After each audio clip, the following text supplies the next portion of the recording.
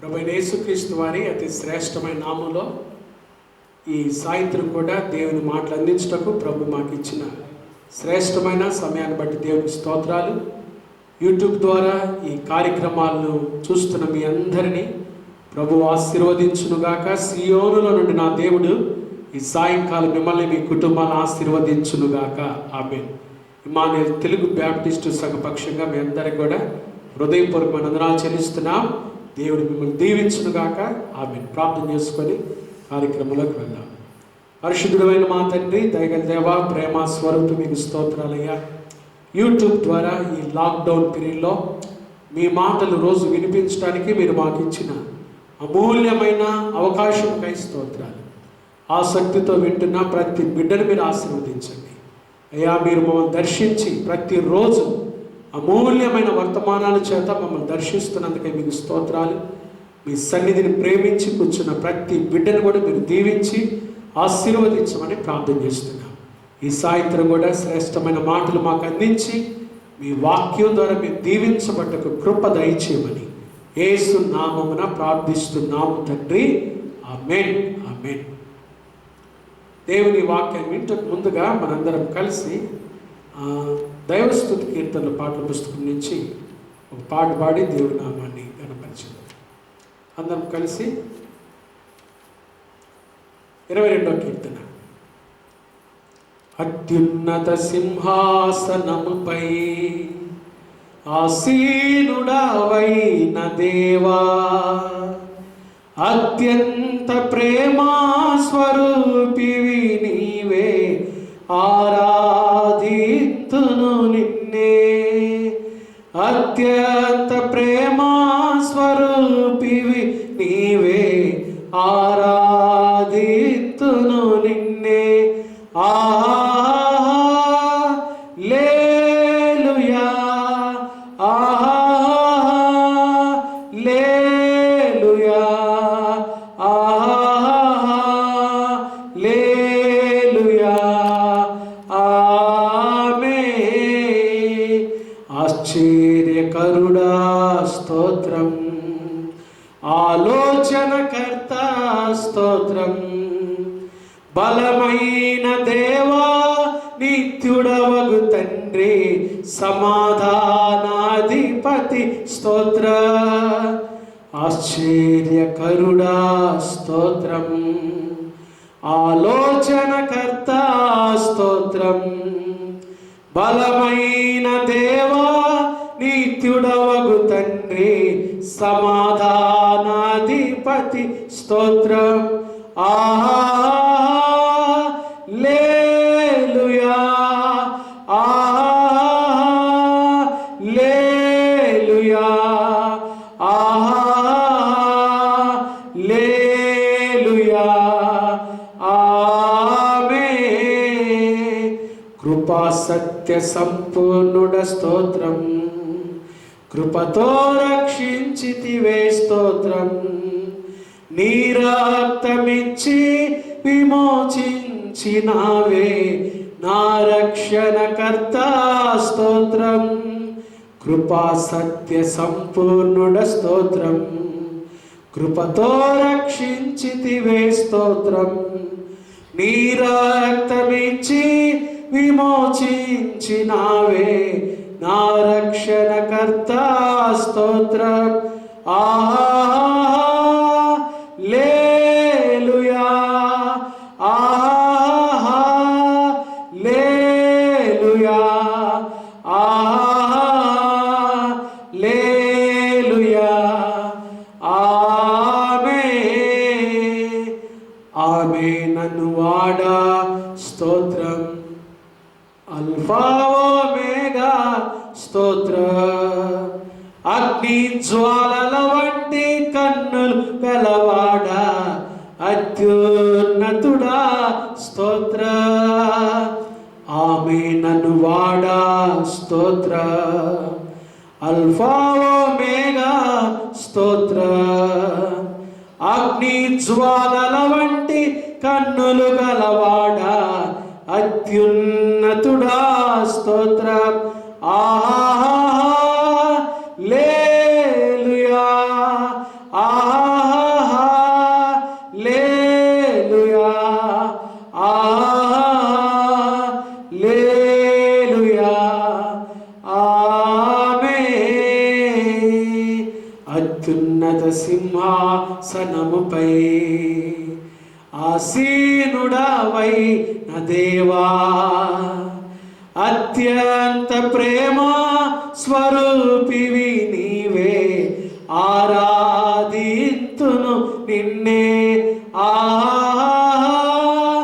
లేలుయా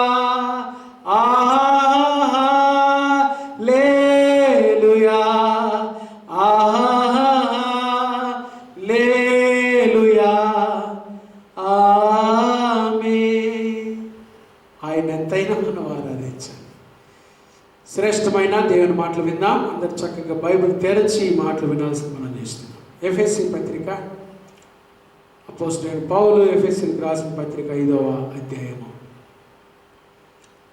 10వ వాక్యం నేను చదువుతాను. కనుక ప్రభువుకేది ప్రీతికరమైనదో దానిని పరీక్షించుచు వెలుగు సంబంధుల వలె నడుచుకోండి. ప్రభువుకేది ప్రీతికరమైనదో, ప్రభువుకేది ప్రీతికరమైనదో దానిని పరీక్షించాలి, దాని ప్రకారం నడుచుకోవాలి, తెలుసుకోవాలి, నడుచుకోవాలి.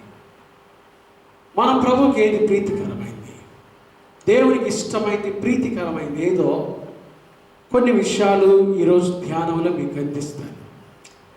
దానికి ముందుగా ఒక వాక్యం మీకు చదువుతాను, చూడండి. 109వ సంకీర్తన, చక్కగా మీరు బైబిల్ తెరచి చూడండి. 109వ సంకీర్తన 17వ వచనం.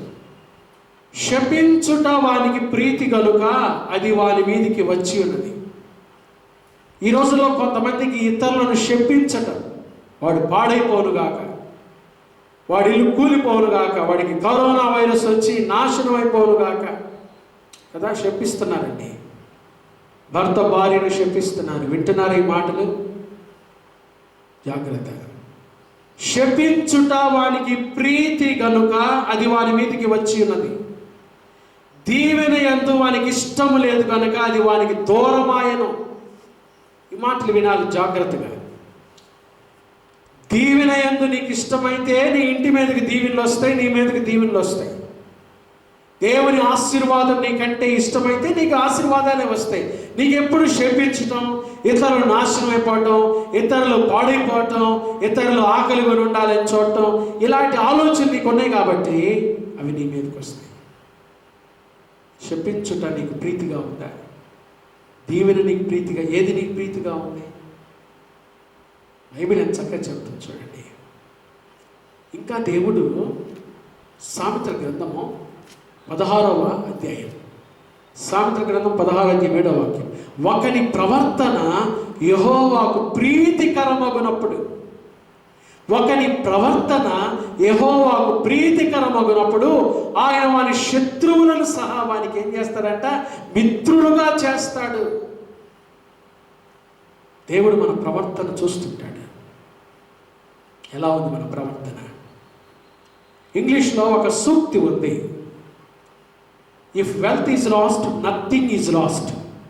అంటే ధనము పోతే ఏదో పోయినట్టు కాదంట, మరలా ధనాన్ని కష్టపడి పనిచేసి సంపాదించుకోవచ్చు. If health is lost something is lost. ఆరోగ్యం అనిపోయిందంటే ఏదో కొంత పోయినట్టే. కాబట్టి ఆరోగ్యం కాపాడుకోవాలి. పెద్దలు అన్నారు కదా, ఆరోగ్యమే మహాభాగ్యం. చెప్తున్న నేను, వింటున్న మీరు, మనందరం ఆరోగ్యాన్ని జాగ్రత్తగా కాపాడుకోవాలి. మనకెవరో ఒక ఆయన లాక్డౌన్లో ఏమో మనిషి ఒకలాగుంటాడంట, లాక్డౌన్ అయిపోయిన తర్వాత వీ కెనాట్ లుక్ డౌన్ అని ఇంతలా పొట్టేసి చూపించారు. అలాంటి పరిస్థితులకు వెళ్ళవాకండి. జాగ్రత్తగా మనం ఆరోగ్యాన్ని కాపాడుకోవాలి. ప్రార్థన చేసుకోండి చక్కగా. తింటే తిన్నారు కానీ ఎక్సర్సైజ్ చేయండి, ప్రార్థన చేసుకోండి. కాబట్టి health is lost, something is lost. If character is lost, everything is lost. ప్రవర్తన కానీ పోయిందంటే అంతా పోయినట్టే. దేవుడు మన ప్రవర్తన చూస్తుంటాడు. ఒకని ప్రవర్తన నీవు దేవుని మందిరమునకు పోవునప్పుడు నీ ప్రవర్తన జాగ్రత్తగా చూచుకొనుము. దేవుడి ప్రవర్తన చూస్తుంటాడు. మనుషులు పై రూపాన్ని చూస్తారు కానీ మన దేవుడు హృదయాంతరంగాలు చూసేవాడు. చూస్తున్నాడు ఆయన. ఎలా ఉంది నీ ప్రవర్తన? ఎంతకాలం 2 తలంపుల జీవితం? ప్రవర్తన ఎలా ఉంది? ప్రవర్తన బాగుంటే దేవుడు నిన్ను దేశం యొక్క ఉన్నత స్థలముల మీద ఎక్కిస్తాడు. యవనస్తుడా, ఈ మాటలు వింటనే యవనస్తుడా, ఈ ప్రవర్తన బాగుందా? యాకోబు కుమార్తె దీన, ప్రాడిగల్ డాటర్. బైబిల్లో తప్పిపోయిన కుమారుడు నాడు, ప్రాడిగల్ సన్. కానీ ఈ రోజుల్లో తప్పిపోయిన కుమార్తెలు కూడా లేకపోలేదు, తప్పిపోయిన తండ్రులు లేకపోలేదు, తప్పిపోతున్న తల్లులు లేకపోలేదు. యాకోబు కుమార్తె దీన లోకాన్ని చూడటానికి వెళ్ళింది. దేమ ఇహలోకమును స్నేహించి నన్ను విడిచి తెస్సలోనికకు వెళ్ళిపోయాడు. జాగ్రత్త, ప్రవర్తన జాగ్రత్త కాపాడుకోవాలి. ఈరోజు మనం అర్థం, ప్రభువుకి ఏది ప్రీతికరమో, ప్రభువుకి ఏది ఇష్టమో, ప్రభువుకి ఏది ఇష్టమో అది మనం చూడాలి, అది చేయాలి, దాని ప్రకారం నడుచుకోవాలి. ఏది ప్రభుకి ఇష్టం? 3 విషయాలు క్లుప్తంగా చెప్తాను. కీర్తనల గ్రంథము 69వ సంకీర్తన, 69వ సంకీర్తన 30-31 వచనాలు నేను చదువుకు. కీర్తనలతో నేను దేవుని నామమును స్తుతించెదను, కృతజ్ఞతాస్తుతులతో నేను ఆయనను ఘనపరచెదను. 31 వచనం, ఎద్దు కంటెను కొమ్ములను డెక్కలను గల కోడె కంటెను అది యెహోవాకు ప్రీతికరం. దేవునికి ప్రీతికరం ఏంటంటే కృతజ్ఞతాస్తుతులు చెల్లించే వాళ్ళంటే దేవునికి ఎంత ఇష్టమో. ఎద్దు కంటే, కొమ్ములు డెక్కలు గల కోడెలు కంటే, బలి అర్పించేదానికంటే కూడా, బలులు కంటే కూడా దేవునికి ఇష్టమైంది, ప్రీతికరమైంది కృతజ్ఞతాస్తుతి. దావీదంటే దేవునికి ఎందుకు ఇష్టమో తెలుసా? దావీదులో కృతజ్ఞతాపూర్వకమైన మనసు ఉంది. నా ప్రాణమా యెహోవాను సన్నతించు, నా అంతరంగమునున్న సమస్తమైన పరిశుద్ధ నామాన్ని సన్నతించుము, నా ప్రాణమా యెహోవాను సన్నతించుము, ఆయన చేసిన ఉపకారములలో దేనిని మరువకము. ఎప్పుడు దేవుని కాడ ఈ మాటలు చెప్పేవాడు దావీదు. కృతజ్ఞత కలిగిన మనసు. ఏమిచ్చి నీకు అర్పిస్తానయ్యా, కృతజ్ఞత కలిగిన ఈ మనసుతో ప్రార్థన చేస్తానయ్యా నీ కాడ. కృతజ్ఞత, స్తుతి.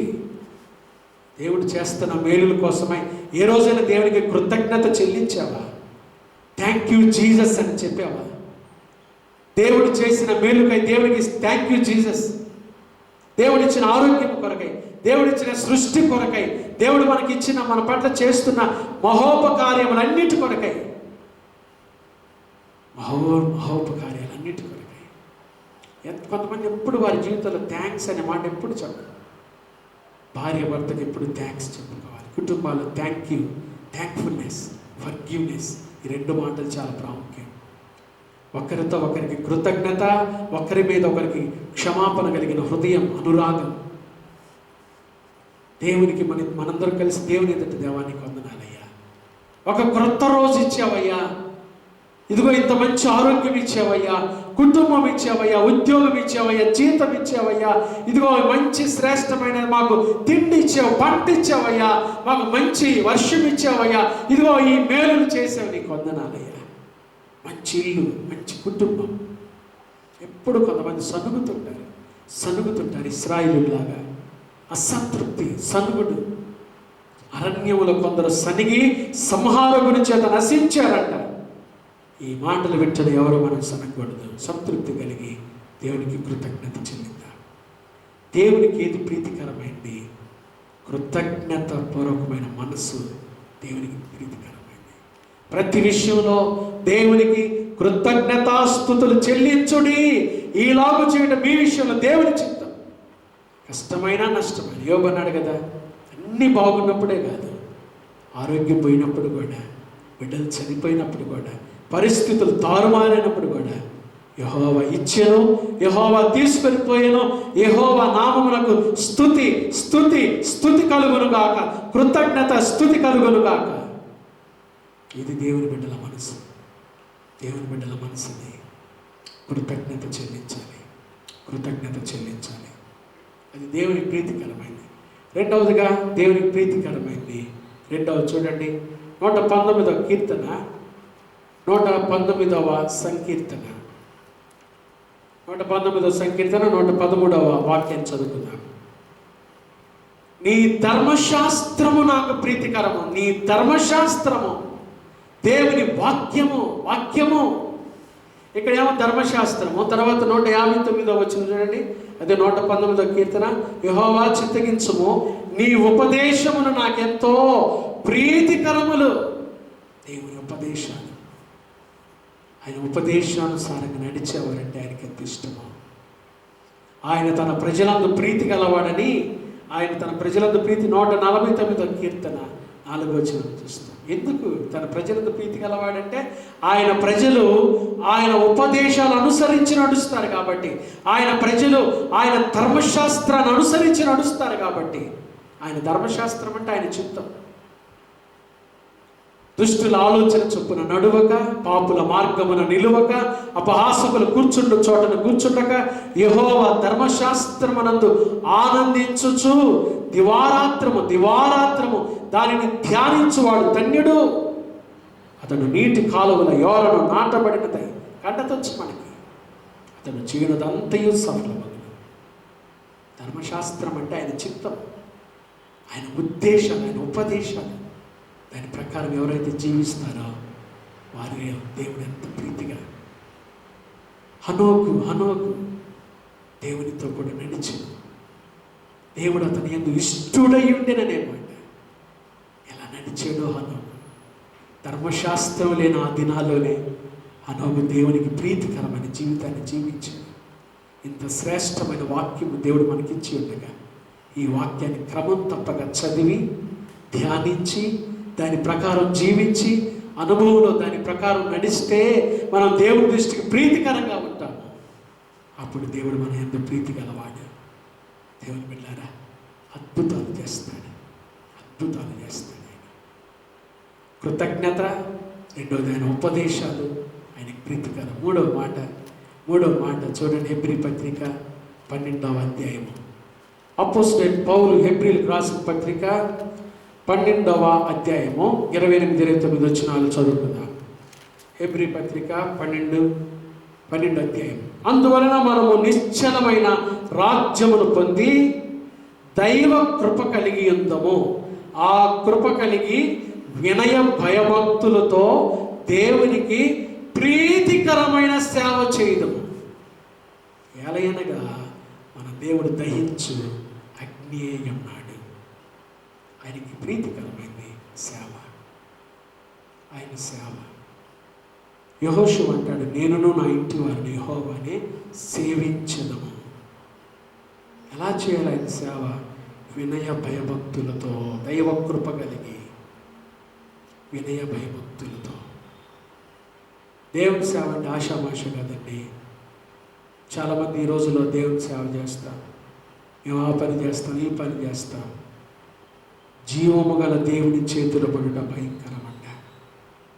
దేవుని సేవ చేసేవారు పరిశుద్ధంగా ఉండాలి. ఎందుకో తెలుసా? మన దేవుడు దహించు అగ్ని అయి ఉన్నాడు. కొంచెం తేడా పడిందనుకో చాలా జాగ్రత్త. ఏదో మిమ్మల్ని హెచ్చరించాలని కాదు. దేవుని సేవ చేస్తే చాలా బహుమానాలు ఉన్నాయి. అయితే దేవుని పద్ధతిలో చేయాలి, దేవునికి ఇష్టమైన రీతిలో చేయాలి, వినయ భయభక్తులతో చేయాలి. ఎందుకంటే మన దేవుడు దహించు అగ్ని, కన్జ్యూమింగ్ ఫైర్ అంట. ఆయన ప్రేమనే చూస్తాం కానీ నాణ్యానికి రెండో ముఖం ఆయన అగ్ని. జాగ్రత్త. దేవుని సేవ ఎంత దేవుని పద్ధతిలో చేస్తే దేవుడు అంతగా ఆశీర్వదిస్తాడు. దేవుని సేవ అంటే చాలామంది అనుకోవచ్చు, వాక్యం చెప్పడం, ఆటలు పాడడం సేవే. కుటుంబాన్ని నడిపించుకోవటం కూడా సేవే. ఒక మంచి భర్తగా భర్త ధర్మాన్ని నిర్వర్తించడం సేవే. మంచి భార్యగా భర్తకు లోబడి కుటుంబాన్ని జాగ్రత్తగా ఇల్లాలుగా నడిపించుకోవటం సేవే. మంచి బిడ్డలుగా తల్లిదండ్రులకు విధేయులై ఉండటం సేవేనండి. తల్లిదండ్రులను సన్మానించటం మంచి సేవ. గౌరవించటం, లోబడి ఉండటం. అవునండి, ఇవన్నీ కూడా దేవుని సేవలోకి వస్తాయి. నమ్మకంగా దేవుని మాటలకు లోబడి జీవించటం, దేవుని సేవకులను ప్రోత్సహించటం, సేవకులను ఆదుకోవటం, వారి సేవను సహకరించటం, వారి సేవ కొరకు ప్రార్థన చేయడం, ఇవన్నీ సేవేనండి. అవును, దేవునికి ప్రీతికరమైన సేవ. మనము మన కుటుంబాలు ఇక్కడ వారి దినాల్లో దేవునికి ఇష్టమైన ప్రీతికరమైన సేవ చేస్తూ దేవునికి ప్రీతికరంగా జీవిద్దాం. కాబట్టి పౌలు అంటున్నాడు, ప్రభువుకి ఏది ప్రీతికరమైనదో, ప్రభువుకి ఏది ప్రీతికరమైనదో దాన్ని పరీక్షించి వెలుగు సంబంధుల వలె నడుచుకోండి. దాన్ని తెలుసుకున్నాం, పరీక్షించి నడుచుకున్నాం. దేవుని మాటలన్నీ మనందరి మీ నిమిత్తమై దీవించునుగాక. ఆమేన్. ప్రార్థన చేసుకున్నాం. పరిశుద్ధుడైన మా తండ్రి, దయగల దేవా, ప్రేమాస్వరూపి మీకు స్తోత్రాలయ్యా. విన్న ఈ మాటలు మా అందరి హృదయాంతరంగాలు నిరంతరంగా ఫలింపచేయండి.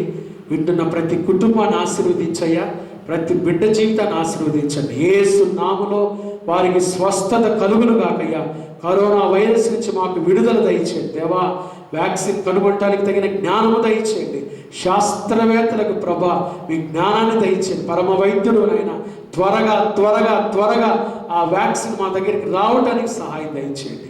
మా రాష్ట్రాన్ని, దేశాన్ని, ఈ ప్రపంచాన్ని మీ చేతులకు అప్పగిస్తున్నాం దేవా. నీకు ఇష్టమైన ప్రీతికరమైన జీవితాన్ని మేమందరం జీవించటకు, మీ రాకడలో ఎత్తబడే గుంపులు మేము ఉండుటకు సహాయం దయచేయమని, వింటున్న ప్రతి బిడ్డన కుటుంబాన్ని ఆశీర్వదించమని యేసు నామమున ప్రార్థిస్తున్నాము తండ్రి. ఆమేన్. త్రియేక దేవుని ప్రేమ, కృప, సమాధానాలు రాత్రి మాటలు విన్న ప్రతి బిడ్డకు, ప్రతి కుటుంబానికి ఇప్పుడు ఎల్లప్పుడూ ప్రభు రాకడ పర్యంతము తోడయుండును గాక. ఆమేన్. God bless you. May God be with you. Go in peace. God bless you. Good night.